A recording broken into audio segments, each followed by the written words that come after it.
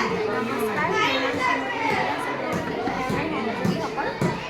আমি PMC অসম বিজ্ঞান উচ্চতৰ মাধ্যমিক বিদ্যালয় আজি আমি বিকশিত ভাৰত 2025 কাৰণে এখন এয়া হ'ল এয়াৰ পলিউশ্যন আৰু প্লেন কমিশ্যন। প্ৰথমত আমি আৰম্ভ কৰিছোঁ ইয়াৰ পৰা।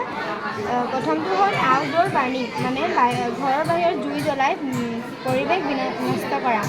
যেনে হ'ল যে জাবৰ জোঁথৰ প্লাষ্টিক জ্বলাই আমি মাটি প্ৰদূষিত কৰোঁ আৰু বায়ু প্ৰদূষিত কৰোঁ।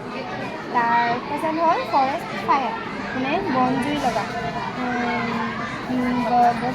গছ বেছিকৈ কাটিলে আৰু খৰাং হ'লে বন জুই হয়। তাৰপাছত আছে লেণ্ডফিল, মানে মাটিত প্ৰদূষিত কৰা কাগজ প্লাষ্টিক জ্বলোৱা, সেয়াৰ কাৰণে আমাৰ মাটি প্ৰদূষিত হয়। এয়া হৈছে কল কাৰখানা। কল কাৰখানাৰ পৰা ধোঁৱা ওলোৱাটো আমাৰ কাৰণে অতি বেয়া। তাৰপিছত ধোঁৱা ওলোৱাৰ বাবে আমাৰ বায়ু প্ৰদূষিত হয়, লগতে কিছু পৰিমাণত মাটি প্ৰদূষিতও হয়। তাৰপিছত আমি এইটো কৈছোঁ, এয়া হ'ল পেট্ৰল মানুহৰ ইয়াৰ উপায় হিচাপে আমি এইটো দিছোঁ।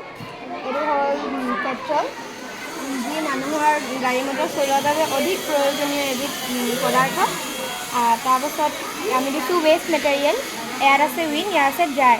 ইয়াত পানীয়া বস্তুখিনি আৰু ইয়াত শুকান বস্তুখিনি। তাৰপাছত আছে ছ'লাৰ এনাৰ্জি, যিটো আমাৰ সূৰ্য পোহৰত যিটো চাৰ্জ হয় আৰু আমাক বিদ্যুৎ-কাৰণিকভাৱে আমাক দিয়ে।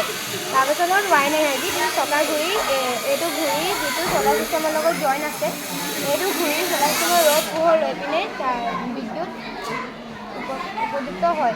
ইয়াৰ হিচাপে বিদ্যুৎ লাইট, আমাৰ ঘৰত বিদ্যুৎ লাইট জ্বলে। এয়া হৈছে হস্পিটেল ট্ৰিটমেণ্ট অফ পেচেণ্টছ। আমি কিছুমান বেমাৰ হ'লে আমি হস্পিটেললৈ যাব লাগে, যিহেতু আমাৰ কাৰণে হস্পিটেলত থকা অধিক প্ৰয়োজনীয়।